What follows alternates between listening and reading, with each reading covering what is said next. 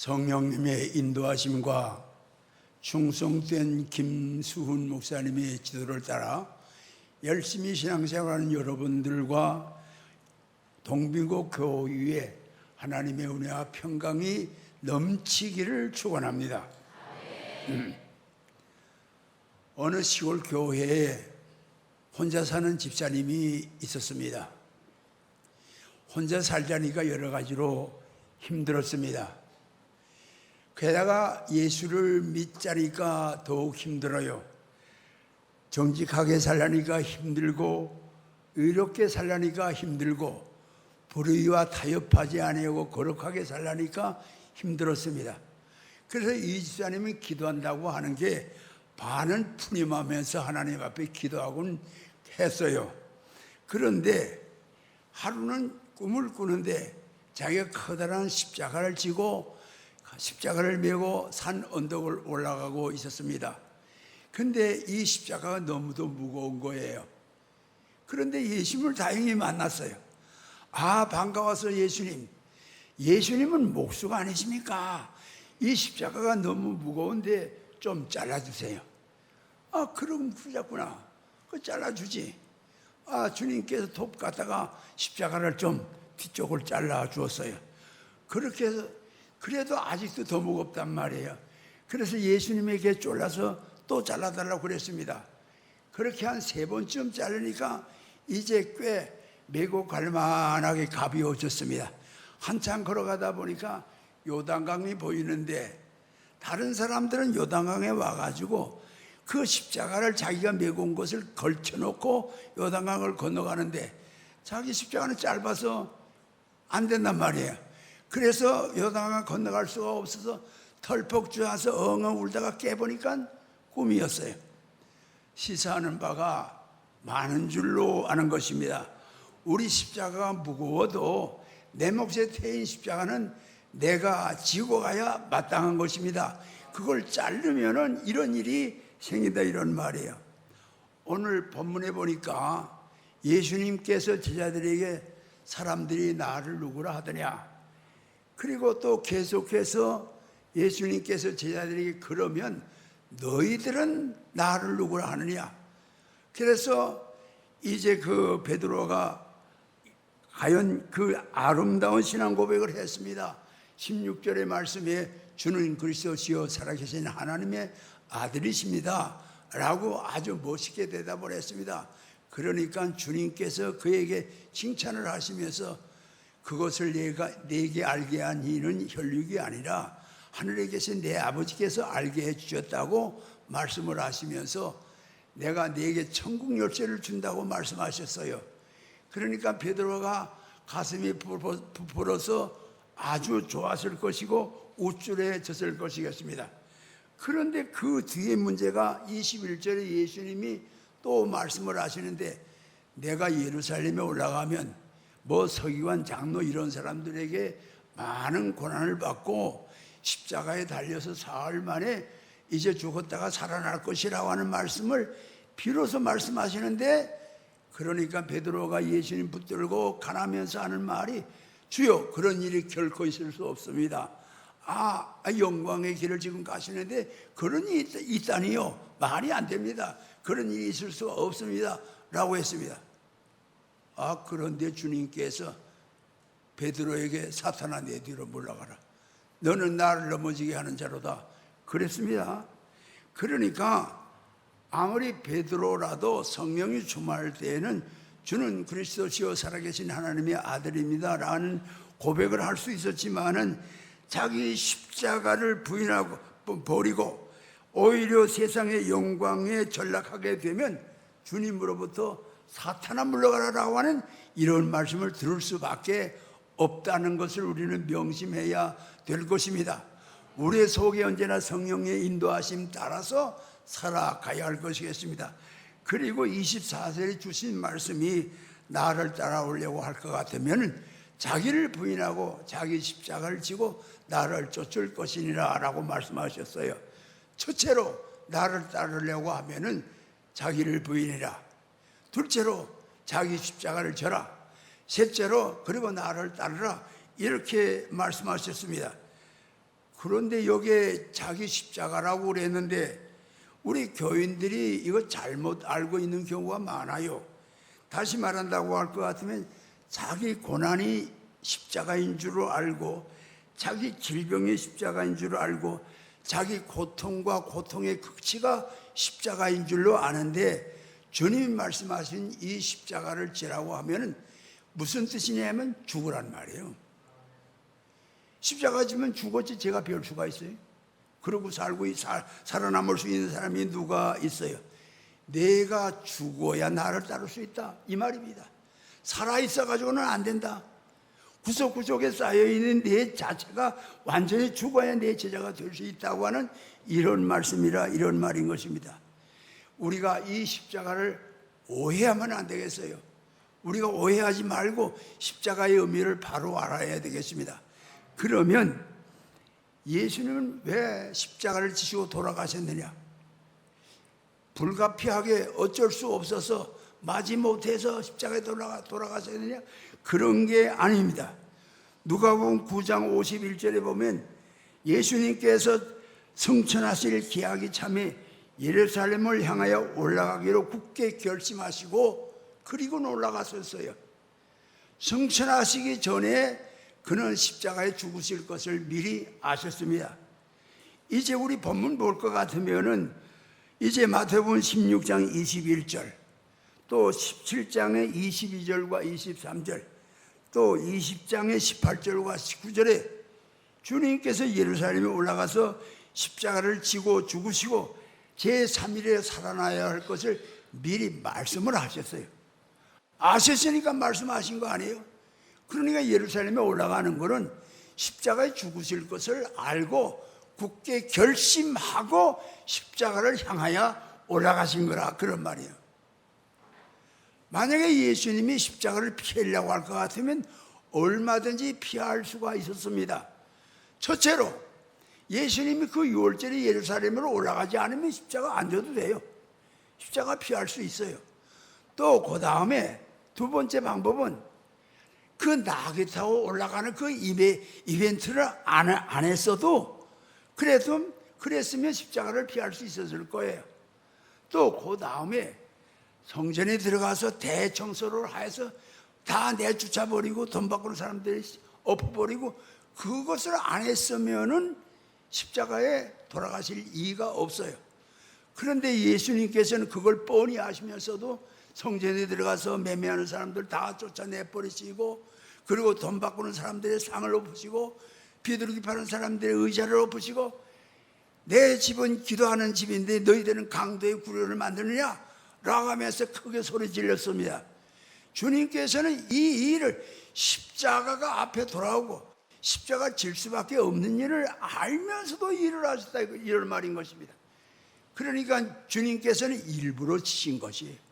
예루살렘에 올라가는 것이 과연 십자가 질 것을 결심하시고 담대히 예루살렘으로 향하여 결심하시고 올라가신 것이 틀림이 없다, 이런 말인 것입니다. 그런데 예수님은 그렇게 올라가시면서도 마음이 괴로웠던가 하면 그런 거 아니에요. 오히려 마음이 편안했어요. 예수님께서는 제자들에게 십자가에 달려 돌아가시기 전날 밤에 내 평안을 너에게 주느니 내가 너에게 평안을 주노라. 과연 예수님 마음은 평안했고요, 제자들에게 평안을 준다고 이렇게 말씀하셨습니다. 그러니까 예수님은 편안한 마음으로 자원해서 마지못해서 짊어진 것이 아니란 말이에요.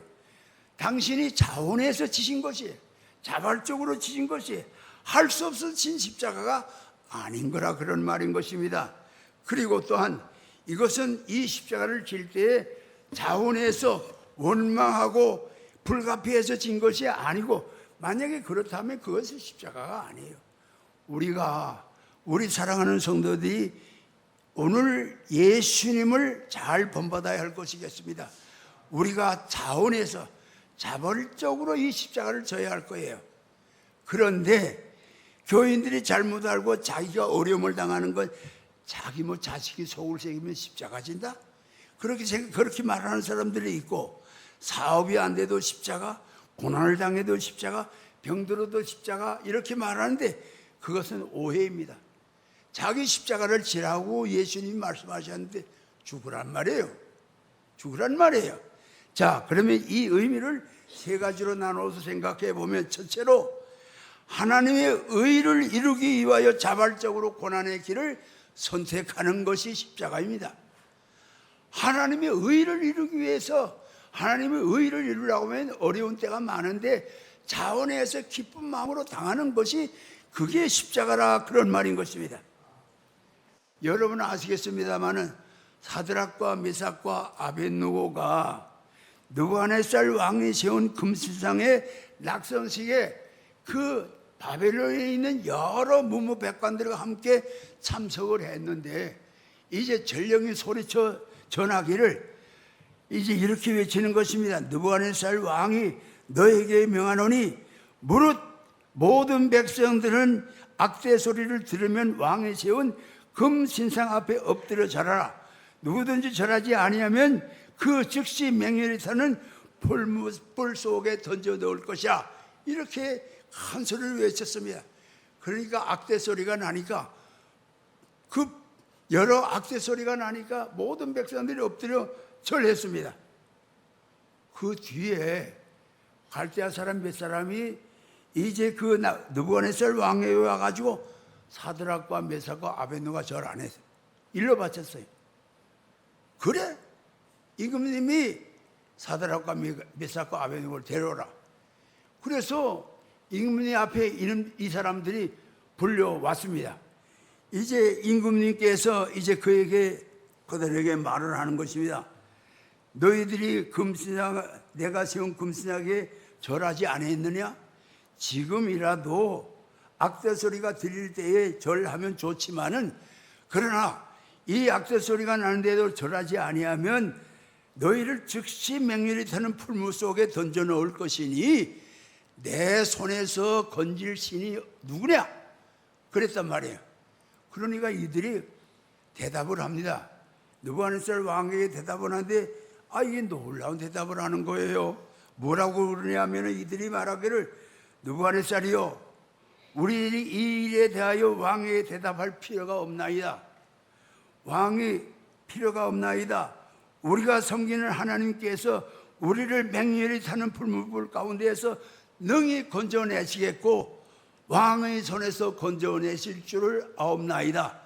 그리 아니하실지라도 우리가 임금님이 세운 금신상 앞에 절하지 아니하겠나이다.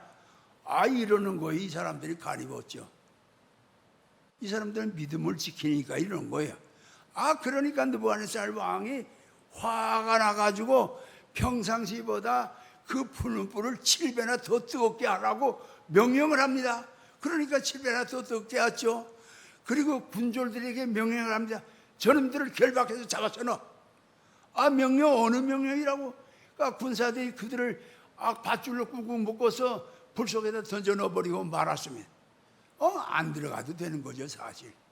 그런데 들어갔단 말입니다. 이게 십자가 지는 거예요. 하나님의 의를 위하여 고난을 당하는 것이 십자가 지는 거라, 이런 말인 것입니다. 사랑하시는 여러분, 이제 우리는 이들과 같이 하나님의 의를 이루기 위하여 고난의 길, 어려운 일을 당해야 할 것이겠습니다. 두 번째로, 자기의 십자가는 어떤 십자가냐? 하나님의 사랑을 느끼며 그 사랑 때문에, 그 사랑의 반응으로 고난의 길을 가는 것이 그 십자가 지는 것입니다. 하나님의 사랑이 얼마나 큽니까?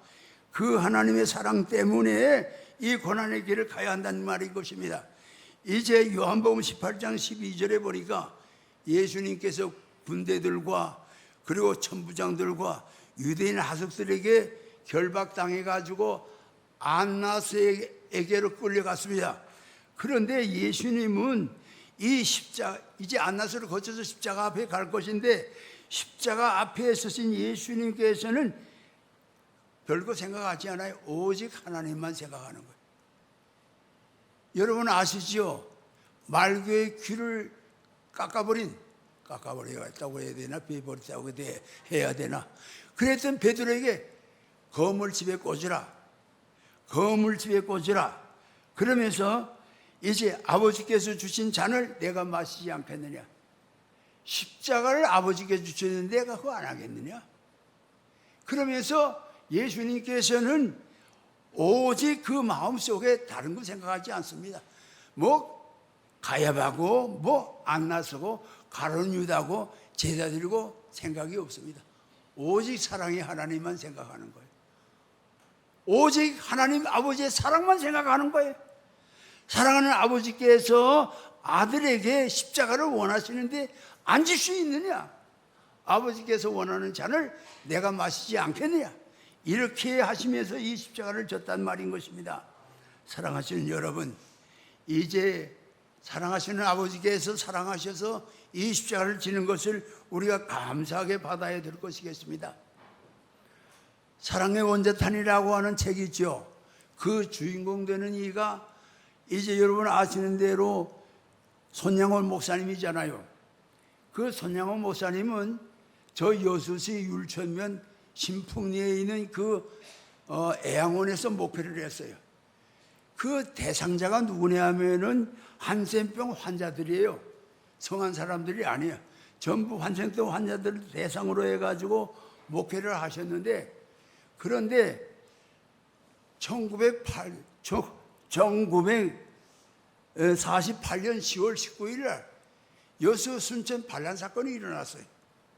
이 여수 순천 반란 사건이라고 하는 것은 그 가까이에 14연대가 주둔하고 있었는데 14연대에게 명령하기를 제주 4.3 사건을 가서 진압하라 출동 명령을 거역하면서 반란 사건을 일으킨 거예요. 그런데 이 사건에서 손양원 목사님의 맏아들은 순천 사범학교 학생이었었는데 맏아들이 동인이었었습니다. 그 다음에 순천 중학교 학생이었던 둘째 아들 동신이 둘이 총살당했어요. 이 사건에 둘 다 잊어버렸단 말입니다. 그러니 그 가족이나 그 애양원에 있는 식구들이 얼마나 슬픈지 이루 말할 수가 없었을 것이겠습니다. 그런데 더욱더 놀라운 것은 이 손양원 목사님이 기도하는데 감사의 기도를 드려요. 감사하다니 뭐가 감사해요. 더욱더 주위 사람들을 놀라게 하는 것은 자기를 죽인 그 두 아들을 죽인 그 안재선이라고 하는 사람을 양아들로 삼는다는 거예요. 그 동신이 그 다음에 동희입니다. 지금은 다 은퇴를 했습니다만은 그때는 국민학교 학생이었어요. 그 동희가 무릎 꿇고 앉아서 아버지에게 눈물을 흘리면서 아버지, 내가 지금까지 아버지의 말씀을 거역한 일이 없지만은 아버지께서 동인이 오빠와 동신이 오빠를 죽인 안재성을 양아들로 삼는다는 것은 반대입니다. 내가 오빠라고 불러야 될 텐데 내 입에서는 그 오빠라는 소리가 안 나옵니다. 눈물을 뚝뚝 떨어뜨리면서 그렇게 사정을 하는 것입니다. 그러니까 그 아버지 손양원 목사님이 그 어깨를 두드리면서 그래도 그래야 된다. 그래도 그래야 된다. 부녀가 같이 눈물을 떨어뜨리면서 그렇게 외쳤다. 그런 말인 것입니다. 그렇게 해서 어느 정도 이제 그 사건이 진압된 후에 계엄사령부에 가가지고 경부의 사령부에서는 살인자는 총살해야 된다. 안 된다는 것입니다. 그런데 사정사정해서 이 안재선을 좀 죽이지 말고 살려달라고 해가지고 그래가지고 살려줬어요. 살려내서 자기의 양자로 삼으시기까지 했단 말씀인 것입니다. 이게 쉬운 일이에요?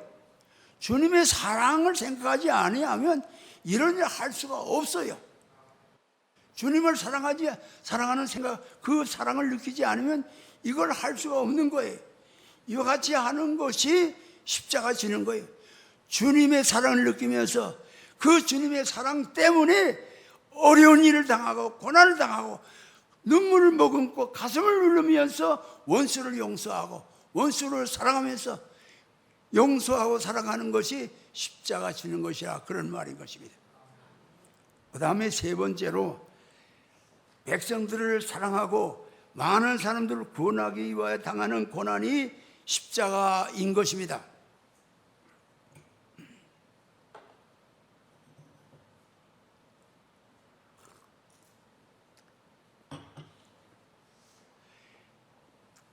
예수님께서 십자가 지실 때는요, 많은 사람들을 보셨습니다. 내가 십자가에 죽으면 저 사람들이 구원 얻는다. 내가 십자가에서 안 죽으면 저 사람들이 구원을 못 얻는다. 내가 십자가에 죽으면 저 사람들이 구원 얻는다. 내가 십자가에 죽으면 저 사람들이 살아난다. 제자들이 지금은 형편없지만은 내가 십자가에 죽으면 저 사람들이 장차 교회를 세우고 교회를 세워나간다. 미래를 바라면서 십자가를 지셨단 말인 것입니다. 사랑하시는 여러분, 이제 이와 같이 아름다운 미래를 바라면서 이제 주님께서 죽으셨는데 하나님의 미랄이 땅에 떨어져 죽으면 많은 열매를 맺고 죽지 않으면 안 되는 것이 여러분 잘 알지 않습니까? 하나님 그대로 있는 것이 우리가 잘 알지 않습니까? 내가 죽으면 많은 사람들이 살아나고 많은 사람들이 기뻐하고 많은 사람들이 할렐루야 한다, 그 말인 것입니다. 여러분 아마 다 잘 아시고 이 이야기는 다 들으셨을 줄로 압니다만은 인도의 성자 산더싱이 유명한 얘기가 있지 않습니까? 그가 1912년에 그 나이 23살 때에 신학교를 졸업해가지고 안수를 받아서 성직자가 됐습니다. 그런데 그 가슴 속에는 인도뿐만 아니라 티베트에다가 전도해야 되겠다고 하는 아주 강한 욕구가, 열망이 있었습니다. 그래가지고는 이 티베트에다 전도하는데, 그런데 여기가 이게 어렵단 말이에요. 여기가 가장 지구상에서도 제일 높은 곳이 돼 보니까 얼마나 추운지 알 수가 없어요. 여기서는 어려운 것이 많은데 강풍이 얼마나 몰아치는지 알 수가 없어요. 폭설이 갑자기 막 내려요. 그리고 또한 산이다 보니까 산짐승들이, 맹수들이 덤벼들어요. 그리고 또한 이 사람들이 배신을 잘해요. 그러니까 이게 여러 가지가 어려운데 그래도 이들에게 복음을 전해야 되겠다고 열심히 기도하면서 준비했는데 마침 티베트 사람하고 둘이서 전도 여행을 떠났습니다. 둘이 산길을 걸어가고 있는데 눈더미 속에서 뭐 꿈틀거리는 게 보인단 말이에요. 그래서 이 선터싱에 가서 확인해 보니까 오죽는 사람이 죽어가면서 눈에 묻히는 거예요. 눈이 막 내리는데 눈에 쌓여가지고 그것도 치울 능력이 없으니까 이 사람이 그러는 거예요. 그러니까 그 집에서 사람 보고 여보시오, 우리 둘이서 교대를 얻고 가서 이 사람을 살립시다. 그러니까 이 집에서 사람이 그렇게 하면 세 사람 다 죽는다고 하면서 눈이 커져가지고 혼자 달아나 버리고 말았어요. 그러니까 이 선더싱이 할 수 없이 혼자서 이 사람을 둘러 얻고 갑니다.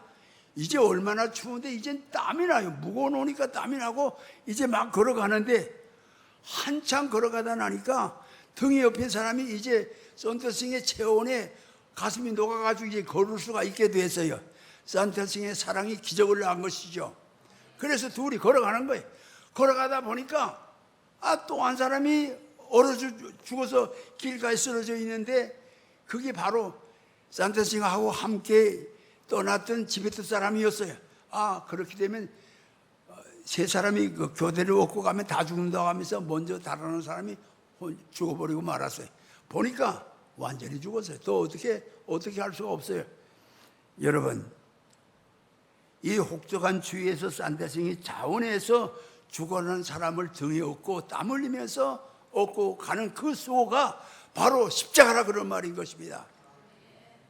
사람을 살리기 위해서 이 십자가를, 고난의 길을 걸어야 한다, 이런 말인 것입니다. 이렇게 우리가 십자가를 지게 될 것 같으면은 우리 주님께서 이 십자가를 지고 나를 따라오라고 말씀하셨습니다. 그런데 이제 기억해야 될 것은 예수님께서 십자가 앞에서 마음이 편안하셨다고 하는데 십자가 질 때에 마지못해 진 것이 아니고 슬퍼하면서 진 것이 아니고 원망하면서 진 것이 아닙니다. 감사하면서 주님의 사랑을 느끼면서 감사하면서 이 십자가를 진 것입니다. 여러분, 같은 고난이지만은 원망하면서 할 수 없이 지는 십자가는 그건 십자가가 아니에요. 그건 아니란 말이에요. 주님의 사랑을 느끼면서 십자가를 져야 그게 진짜 십자가지. 사도 바울이 이제 갈라디아 2장 20절에서 이렇게 말씀하셨습니다. 내가 그리스도와 함께 십자가에 못 박혔다고 하는 이런 고백을 했어요. 그뿐만 아니라 고린도전서 15장 32절에 보면 나는 날마다 죽노라 이런 말을 했습니다. 여러분, 날마다 죽어야 날마다 삽니다. 그리스도와 함께 십자가에 죽어야 그리스도와 함께 살아납니다. 그것은 신비입니다. 하나님의 능력입니다. 그러므로 우리 사랑하는 성도 여러분, 이 십자가의 무한한 능력, 무한한 신비를 경험하면서 증거하면서 살아갈 수 있게 되기를 원합니다. 기도하십시다.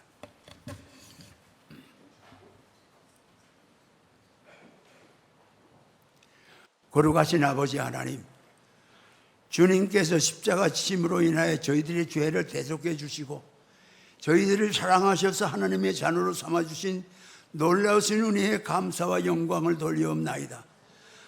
주님께서 우리들에게 부탁하신 말씀대로 자기를 부인하고 자기 십자가를 저희들이 질 수 있게 도와주시옵소서.